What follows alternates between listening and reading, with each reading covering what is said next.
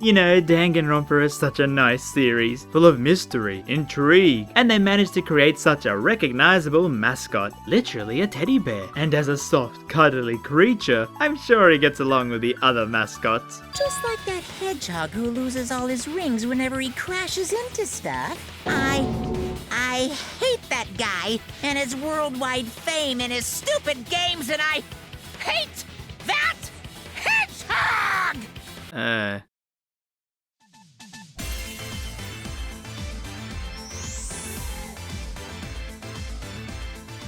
Now that's comedy. And here it is, my second favorite game of all time. And after so many years of being on a portable console, it's finally time for this to be released on a higher end hardware. Which means they can pump more things into it. But we'll get to that. Firstly, I just want to say this video won't have any spoilers to the game. No, I'll save that for another time. Instead, I'll be looking at the things that makes this one stand out from the others in the franchise, and also the many other hybrid visual novels. Because honestly, it doesn't really feel like it half the time. So Danganronpa had some killing games, then some side material, a shooter game, and an anime which I've talked about before. Now from all that we knew beforehand, and all the marketing, this game was standalone, with 16 students in a new setting, and Monokuma once again trapping them for his amusement. It released in 2017, and being on the home consoles at launch, you can tell they really went all out, making numerous upgrades to the formula. I mean, you can now see your own character when they talk. This is amazing 10 out of 10. So yeah, in this game, the sprites and UI are so much more dynamic than before, even able to see your protagonist, who this time is Kaede Akamatsu. And yes, she's the protagonist, she's got the magic antenna. Jeez. Now Kaede is interesting in that... No, not that, you horny sons of... No, she's interesting because, well, her amazing ultimate talent, which was luck, then a mystery beforehand. Well, she's a pianist, meaning she likes to play the piano. I mean, sure, playing the piano is great, but I don't know, it doesn't really wow you like the others. Also, holy moly, what the heck is that? Baby. And that carries through with the other characters, because I found that they aren't as colourful as the last game. Their initial personalities seem a lot more normal at first glance. So how about we meet them then? Why not start with good old Suki, some kid we met in a locker. God, you're pathetic. What is your talent? Detective? Really? Are you sure? I mean, okay, if you say so. We then have Bug Super Saiyan, Avocado, horny on main, and Kokichi, this little gremlin. Why do you keep laughing and lying, you son of a... Then we have a toaster, cosplay weeb, what the heck is an anthropologist, Tanko, Man. Cancelled. Then we have 2B the maid, how does your serve even get over the net, Gurren Lagann, yeah, and if you like her, you're probably typing this from a cult. So yeah, quite an interesting bunch of characters this time. The designs seem to be a mix of DR1 and 2, with the colourful designs added to the dark muted colours of the first game. Now as usual, we get the wonderful Monokuma, a killer teddy bear who traps the students to participate in the killing game. But this time, the game starts out a bit different, as we open the locker to find Suki, and I don't know, something about their clothes seemed different? Anyway, let's leave the classroom. Hell yeah! Well, I'm sure he's friendly. No, he's not friendly. So they chase us to the gymnasium, where we see the other students in their normal outfits, and then we meet the Monokubs. Oh great, more mascots. So these are Monokuma's, kids, and they gave us the proper outfits. Wait, was all this just so we could have a magical anime transformation sequence? Well, okay then. The Monokubs themselves, well, I guess they have their fun moments. I mean, I tried to think of their purpose, and maybe it was just to do something different. Their personalities are unique though, and they do have some fun lines here and there. So they knock us out again, and we begin the game properly, where we learn that these 5 cubs and their papa have trapped us in the killing game, where to escape, we must kill another student and get away with murder in a trial. But also there's some other funny stuff too. What's going on? So then begins the first part of the game, where you must explore the school you are trapped in, trying to find a way out, all the while not giving in to the temptation of murder, with Monokuma saying that's the only way out. And there's something off about this school. And no, I don't mean that nearly everything in the rooms can be whacked by Kaede. No, there's lots of nature. I have to say I actually really loved how they showed this. The franchise always had some unique ways of detailing environments, but here they hit their stride. And I don't know how they do it, but somehow they made the 2D sprites, especially the Monokubs, feel like they fit in the 3D environment. Now back to the whacking. Well yeah, in this game you can press the R1 button to whack objects away, and they give you mono coins. These are what you use in the gacha prize machine to give prizes to the other students in their free time events. However, you don't get that many from the whacking, which means we must talk about the best way to get them, and that is through the class trials.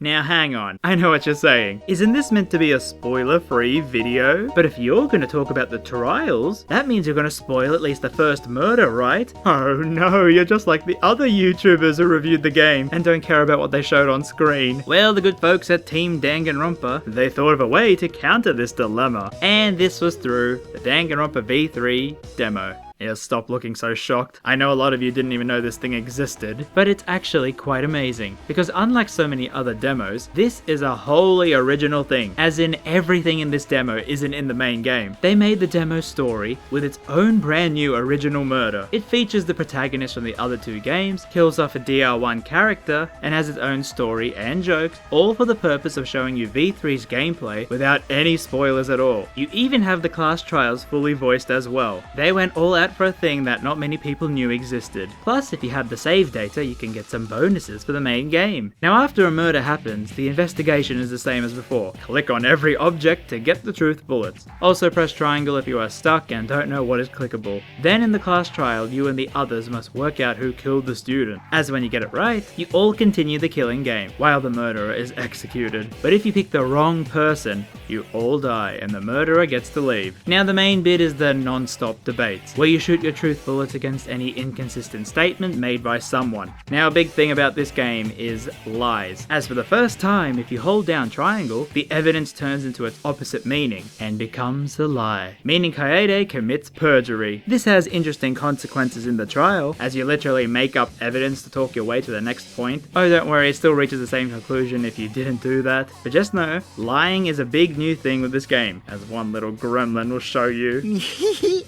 Now then, to spice up the reading, Danganronpa likes to put minigames at certain points. And finally here, all of them are at least bearable. In other games there would be just one that people absolutely despised, looking at you Hangman's Gambit. Oh, but here it's greatly improved, where the letters don't damage you when they touch, they just sort of bounce off each other. Other ones include a pickaxe minesweeper type of game, mass panic debate where 3 people talk over each other and you have to find the right contradiction. Trust me, it's easier than it sounds. And Psych Taxi, an actual racing minigame. Yeah, sure. I mean, I love the aesthetics when you drive through the deserts and 80s synth, having to break boxes to unlock questions before picking up ladies of the night. I did like this at first, but at times it can get tedious, as you will be driving for a while just to get those few cubes to unlock the question. And finally, the last big gimmick is the Scrum debate, which I actually can't show you because it wasn't in the demo, so you'll have to wait till the spoiler video. Pretty much, it's EDM banger music, where you just pick the words that the opposition says. And yeah, that's pretty much it to the general nature of the trials. It's like they finally refined the formula after the other 2 games, with mini-games that are actually fun or bearable, plus some other little gimmicks to spice up the formula. Well then, to some other things, and I didn't know where to put this, but did you know that you can react to people's statements, where Kaede will say something emotional, and it has absolutely no impact on the story?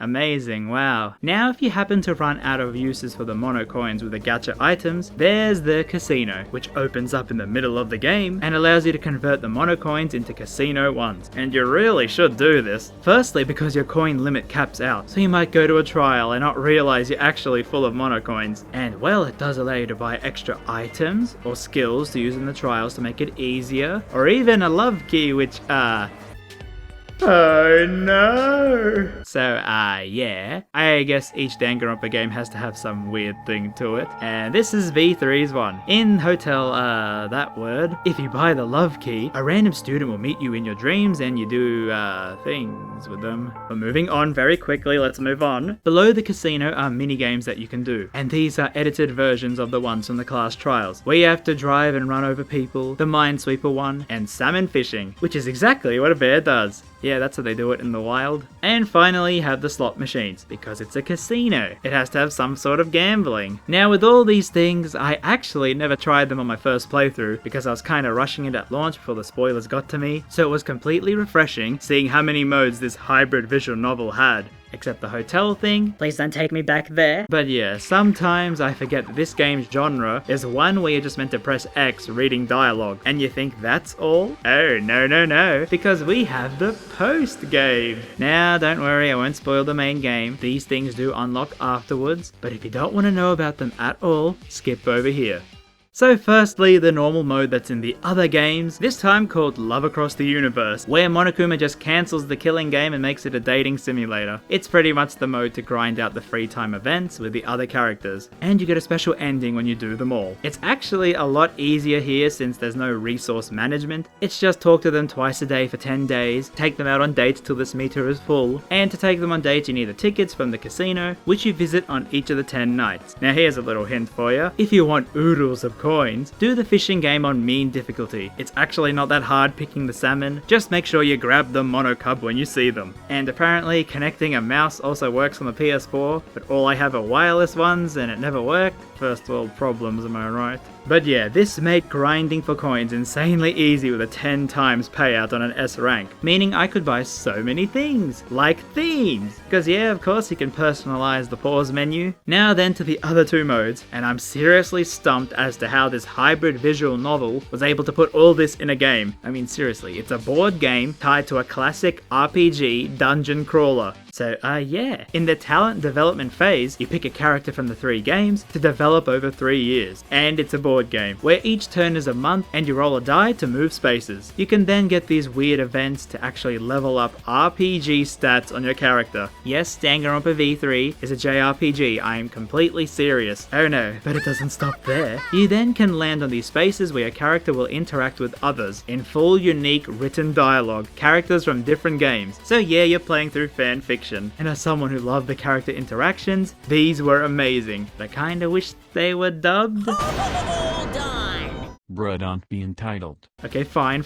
It's still amazing that there are so many unique dialogues for so many character pairings. But then that's not all, because in addition to that, if you buy this thing at the casino, you can then get the future board, meaning your characters will literally have events with the new characters from the DR3 anime, with their own sprites and everything. Why is there so much content? But that's not all! Because after getting all the stats you want, and obtaining RPG attacks and buffs, you then have to battle Monokuma monsters in a turn-based combat. I'm not even joking, and that's not the end, because that's just on the board game mode. The real mode is the Monokuma training, where Monokumas have broken through the dungeons, and you actually use the characters you leveled up to traverse the dungeons, getting loot, and battling monsters. And yes, it's very hard, and there are many guides and technical aspects to it. Why? And even then, with that loot, you can make armor, and with the money, you can open card packs to get other characters to then develop, and I can't take it. Why does this visual novel have so much content? So yeah, Danganronpa V3 is pretty much a jack of all trades. It defies your expectations of the hybrid visual novel genre, and I honestly don't know how they had all the time to do this, because this leads me into another aspect of the game which is kinda odd. What I'm talking about is the art of the game. Now Danganronpa, as you probably have seen, has an amazingly unique art style, from what I can tell designed by one dude. But in this game in particular, I kinda think they might have rushed him a bit for a lot of these drawings, because at many times something just felt off about the character's anatomy, but everything else about the art is still amazing. From the character design, the many sprites, most of them actually unique, to the UI which just oozes the Danganronpa aesthetic. Now then to the music. And I've said it many times in these videos, the composer for these games is probably my favorite ever. And V3 has my favorite song from any video game. I don't know, this dude can just create such a unique tone that matches perfectly with Danganronpa. Eerie, creepy, foreboding, but also weird and unique. No other soundtrack will ever sound like it. Now this is also where I would talk about the dub voice actors and how much I love them and so on. You know the drill by now, but I have something more to say on it that's a bit more spoilery, so I'll keep that for the spoiler video, okay? Just know that the class trials are fully voiced as usual, but they also add so much more individual dialogue when you talk to the characters in the investigation phases. You know. So then that's what Danganronpa V3 is all about. The culmination of years of experience into making these games, plus chucking in as much extra content as they could, to make one of the best hybrid visual novel experiences ever. The characters themselves are so unique, and the court cases and murder mysteries are the best in the series. Like, I'm not even joking, all except one of my favorites in the franchise. They really outdid themselves with this game. So if you're a Danganronpa fan, I mean, you've already played this game, who am I kidding? But if not, the question is, can this be a great jumping in point for newcomers? No. But what if... No. No, but seriously, they might. Shoot!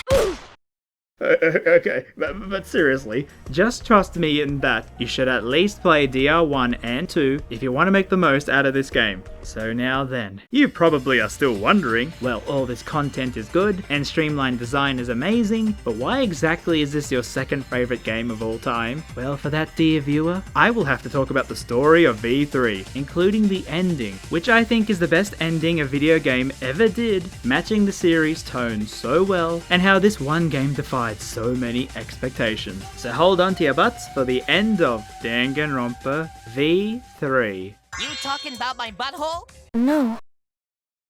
Trojan, Ramses, Magnum, Sheik.